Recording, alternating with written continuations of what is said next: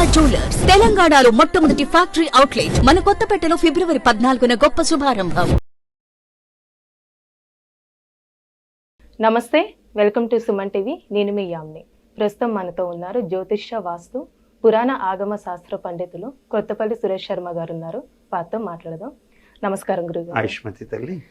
గురుగారు, ఈ నెల మనకి 14వ తారీఖున వసంత పంచమి వస్తుంది కదండి. అసలు ఈ విశిష్టత ఏంటండి? ఈ రోజు పంచమి రోజు తిథుల్లో పంచమి చాలా అద్భుతమైన తిథి.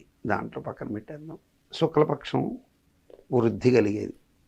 కానీ ఈ యొక్క మాఘమాసంలో వచ్చేటువంటి ఈ పంచమిని వసంత పంచమి అని సరస్వతీదేవికి చాలా ముఖ్యమని చేస్తుంటారు. భాషల్లో కూడా ఏదో బాగా ఆ రోజు విపరీతంగా అక్షరాభ్యాసాలు చేయిస్తుంటారు. కానీ వాస్తవం ఏమిటంటే దీని అసలు పేరు శ్రీ పంచమి. వసంత పంచమి అని రాస్తారు. వసంతము అంటే ఏమిటి? మన జీవితంలో నవవసంతం, కొత్తగా చిగుళ్ళు దొరకడం కదా. మీకు కష్టాలు గ్రహాల పరంగా వస్తుంది, కష్టాలు వస్తుంటే అది జనరల్గానే వాడేందో మీ నోట్లో చెప్పండి. అదే నాకేమి శని పట్టిందనో అంటారు కదా. నా టైం ఏంది, ఏం శని బట్టి, సాధ్యమైనంత 90% పీపుల్ ఏం శని పట్టిందిరా అంటారు. మీరు ఎప్పుడైనా చూసుకోండి, కరెక్ట్గా ఈ మాఘ మాసంలో శుక్ల పంచమి వచ్చిన రోజున ఉత్తరాభాద్ర నక్షత్రము, రేవతి నక్షత్రము, అశ్విని నక్షత్రం, ఈ 3 నక్షత్రాల్లోనూ బుధ గురు శుక్రవారాల్లోనే వస్తుంటుంది. ఇది మారదు. కాలం ఎన్ని ఫ్రేములు తిరిగినా ఇది మారదు. ఈ బుధవారం ఎవరికి ప్రీతి? మహావిష్ణువుకి ప్రీతి, అలాగే వినాయకుడికి ప్రీతి. సో మహావిష్ణువుకి అత్యంత ప్రీతికరమైన రోజు అంటే లక్ష్మీకరం కలుగుతుంది ఒకటి. ఇక నక్షత్రాల్లో రేవతి నక్షత్రాన్ని చూసినట్లయితే రేవతికి పూష అనేటువంటి పేరుతో ఉన్నటువంటి ఒక సూర్యుడు ఆధిపత్యం వహిస్తాడు గ్రహపరంగా. అధిష్టాన దేవత కింద, నక్షత్రాధిష్టాన దేవత. పూషా రేవత్యన్వేతి పంధా మంత్రం కూడా అదే. సో కాబట్టి ఆ పూష అనేటువంటి పేరుతో ఆ రేవతి నక్షత్రానికి అధిపతి అవుతాడు. సో ఆ రేవతి నక్షత్రం అంటే రేవతికి అధిపతి బుధుడైతే ఆ బుధుడికి మళ్ళీ అధిష్టాన దేవత మహావిష్ణువు. దానికి ముందు ఉత్తరాభాద్ర ఉంటుంది. ఉత్తరాభాద్ర నక్షత్రానికి అధిపతి ఎవరయ్యా అంటే గ్రహపరంగా చూసినప్పుడు శనేశ్వరుడు. ఉత్తరాభాద్ర నక్షత్రానికి నక్షత్రాధిష్టాన దేవత కింద చూసినప్పుడు అహిర్బుద్నిహ ప్రథమానయేతి, అహిర్బుద్ధుడు అనే పేరుతో ఈశ్వరుడు. అంటే శివకేశవుల అవినాభావ సంబంధంతో ఆ పంచమి రోజున మనం కోరుకున్న కోరికలన్నీ ఎండిపోయిన ఎండాకాలంలో, విపరీతమైన ఎండాకాలంలో మనకి ఏప్రిల్ మే నెలల్లో వసంత ఋతువు ప్రారంభమవుతుంది. ఆ సమయంలో చిగుళ్ళు దొరుకుతాయి మొక్కలన్నీ. ఏది మనకి ఏదైతే రాలిపోయిన ఆకులు రాలిపోయిన తర్వాత మొక్కలు నవ చిగుళ్ళు అంటే కొత్త చిగుళ్ళు పెడతాయి. అందుకే మనకి ఏప్రిల్లో ఉగాదికి వసంత ఋతువు పెట్టగానే లేత మామిడి చిగుళ్ళు, లేత చిగుళ్ళు వచ్చేసి ఉంటాయి. వేపపూత, లేత వేపపూత వచ్చేసి ఉంటుంది. సో నీ జీవితం అది, ఆ వసంతం నీ జీవితంలో ఎప్పుడు ప్రారంభమవుతుందంటే ఈ యొక్క ఫిబ్రవరిలో ప్రారంభమవుతుంది. మీరు కావాలంటే పెద్దలను అడగండి ఎవరినైనా, శివరాత్రికి మామిడి పిందెలు శివలింగం అంత ఉంటాయి అంటారు. శివరాత్రి వచ్చేసరికి మామిడి పిందెలు శివలింగం అంత ఉంటాయి అన్నాడు. శివలింగం అంత ఉంటాయి అంటే దానికి ముందే శుద్ధ పంచమికి అది బాగా ఆ సైజుకి వస్తుంది. అంటే పూత బాగా పెరిగి అంత వస్తుంది.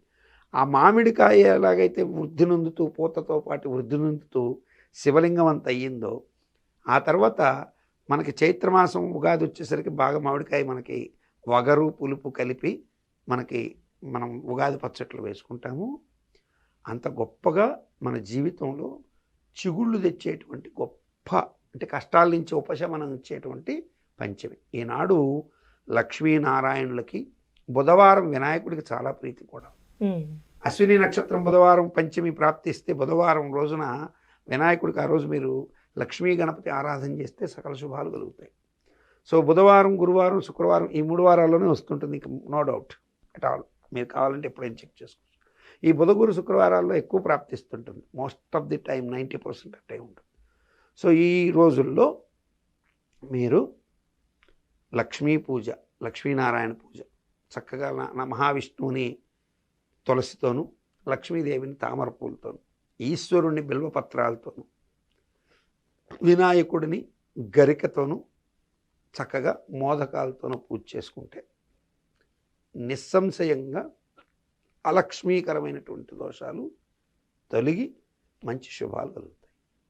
కాబట్టి ఈ వసంత పంచమి రోజున ఎవరు కూడా మిస్ చేయకుండా లక్ష్మీ పూజ చేసుకుంటే మంచి జరుగుతుందని నేను ఎప్పుడు చెప్తుంటాను.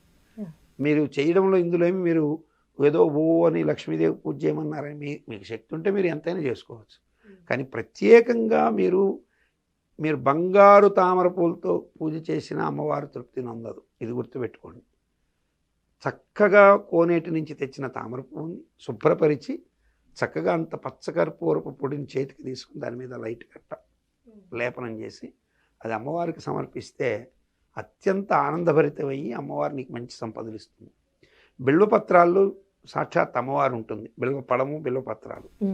ఈ బిల్వపత్రాలు గనక శివుడికి సమర్పించి నమస్కరిస్తే ఈశ్వరుడు సంపదలు ఎన్నైనా ఇస్తాడు. విభూదించ ఐశ్వర్యప్రదం. ఇక సాక్షాత్ మహావిష్ణువు అంత తులసి దళంతో మనకి కథ తెలుసు, తులాభారం కథ అంటే అది కల్పిత గాథ అయినప్పటికీ కూడా తులసి ఎంత మహాత్యం కలిగింది అంటే విష్ణువుకి అంత కథ, తులసి కథ ఉంది. సో ఆ తులసి కోరితే మహావిష్ణువు లక్ష్మీదేవిని కూడా మనకు ప్రాప్తింపజేస్తాడు. కాబట్టి మహావిష్ణువుని, లక్ష్మీదేవిని, వినాయకుడిని, శివుడిని ఈ నలుగురిని ఈరోజు స్మరించి పూజ చేయడం ద్వారా, ఇప్పుడు నేను చెప్పిన ఈ కథని వినడం ద్వారా కూడా ఈ ఎంటైర్ ఇప్పుడు నేను చెప్పినటువంటి ఇదంతా వినడం ద్వారా కూడా మంచి శుభాలు తప్పకుండా కలుగుతాయి. ఒక పాజిటివ్ వైబ్రేషన్ ఏర్పడుతుంది. గురుగారు, ఇప్పుడు శ్రీ పంచమి రోజు ఎక్కువగా సరస్వతీదేవి అమ్మవారికి పూజ చేస్తూ ఉంటారు. అలానే క్షేత్రాలకు ఎక్కువగా వెళ్తూ ఉంటారు కదండి, అట్లాగే బాసర వెళ్తూ ఉంటారు. అసలు విశేషం ఏంటండి అమ్మవారికి ఇలా పూజ చేయడం ఆ రోజు? సరస్వతి అమ్మవారికి విశేషం అని ఎందుకు ఏర్పడింది అనేది ఒకటి చూస్తే, సహజంగా ఇక్కడ కొంతమంది సరస్వతీదేవి పుట్టింది కూడా శ్రీ పంచమి అని చెప్పి ఒక ప్రాచుర్యం లేపారు. ఇది అభూత కల్పన. ఎందుకంటే మనకి దేవి భాగవతంలో స్పష్టంగా, దేవి భాగవతం ఏదైతే ఉందో నవరాత్రుల్లో ఆ దేవి భాగవత కథల్లో అమ్మవారు మూలా నక్షత్రంలో రాక్షస సంహారం కోసం సరస్వతి రూపంగా విద్యాధిష్టాన మంత్రాధిష్టాన దేవతగా పిలిచింది. చాలామందికి ఏంటంటే అక్కడ సరస్వతీదేవి పూజ చేసుకుంటారు, ఆ రోజు సరస్వతి పూజ చేసుకుంటారు, మరలా ఇక్కడికి వచ్చి సరస్వతీదేవి పుట్టిందని ఇక్కడ చేస్తుంటారు. కానీ ఇది సరస్వతీదేవికి ఎందుకు ప్రాముఖ్యత వచ్చింది అంటే, ఇప్పుడు మీకు చాలామంది ఏమనుకుంటారంటే చదువు రావాలంటే సరస్వతీదేవి దగ్గర పరిగిస్తుంటారు, అంతేనా? ఏదో అక్షరాభ్యాసం అక్కడ భాషలకు పోదాం లేదండి. కానీ వాస్తవం ఏం తెలుసమ్మా, శ్రీశైల క్షేత్రానికి వెళ్ళి ఆ పుట్టిన శిశువుకి అక్షరాభ్యాసం చేయిస్తే వాడు మహర్జాతకుడయి గొప్ప పండితుడు కానీ, గొప్ప ఉద్యోగిగా కానీ, మంచి మంత్రశాస్త్రవేత్త కానీ ఏదైనా అవ్వచ్చు. బాసరకు పోతే కలగదా అంటే అది మీ సాటిస్ఫాక్షన్. ఎందుకంటే మీకు అక్షరాభ్యాసం చేసేటప్పుడు ఆ యొక్క పలక మీద ఫస్ట్ రాసేది శ్రీరామ అని రాసేస్తారు, అది పక్కన పెట్టండి. అది అసలు కొంతమంది రాస్తారు, కొంతమంది రాయరు. ఓం నమ శివాయ సిద్ధం నమ శివాయ గురవే నమ ఇది రాస్తారు. సరస్వతీ దేవాలయంకి వెళ్ళినా ఓం నమ సరస్వతి అని మనం రాయరు. ఓం నమ శివాయ సిద్ధం నమ శివాయ గురవే నమ అని రాయిస్తారు. అంటే ఓం నమ శివాయ అంటే శివం అనే శబ్దము శుభానికి గుర్తు.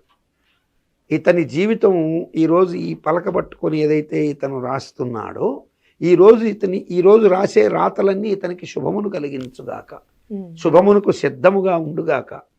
శివాయ గురవే నమః, ఆ శివుడే ఇతనికి గురువయ్యి శుభం వైపు ఇతను నడిపించుగాక. శం కరోతి ఇది శంకర కదా, శం అంటే సుఖము, సౌఖ్యము, శుభము, కరోతి అంటే ఇచ్చేవాడు. కాబట్టి ఈశ్వరుణ్ణి ఆరాధించి కనుక ఎవరైతే అక్షరాభ్యాసం చేసుకుంటారో వాళ్ళకి మంచి జరుగుతుంది. ఈసారి ఎవరైనా అక్షరాభ్యాసాలకు వెళ్ళేవాళ్ళు ఖచ్చితంగా నేను చెప్పినట్టు శివశక్త్యాత్మక క్షేత్రమైనటువంటి శ్రీశైలం వెళ్ళి దర్శనం చేసేసుకొని ఆ పక్కనే ఒక దగ్గర కూర్చొని పలక మీద ఆ తండ్రి కానీ తల్లి కానీ లేదా అక్కడ ఉన్నటువంటి ఒక పురోహితుడి చేత కానీ ఆ పిల్లవాడి చేత పలక మీద ఓం నమ శివాయ సిద్ధం నమః అని రాయిస్తే అద్భుతమైన ఫలితాలు వస్తాయి. అయితే సరస్వతీదేవి ఎప్పుడూ మంత్రాధిష్టాన దేవత.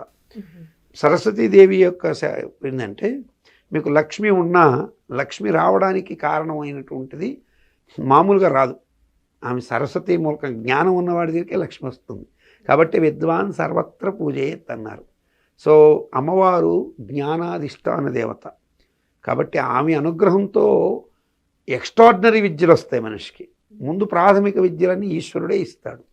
ఎక్స్ట్రాడినరీ విద్య నీలో ఇప్పుడు నేను ఇంత బాగా పురాణాలు చెప్పగలుగుతాను అనుకోండి, ఒకవేళ ఏదో విషయాల గురించి జ్యోతిష్యం గురించి చెప్పగలుగుతాను, లేదు ఒక రామాయణం గురించి భారతం గురించి ఇన్నిటి గురించి ఎక్కడ అడిగినా చెప్పగలిగిన శక్తిని ఇచ్చేది సరస్వతీదేవి.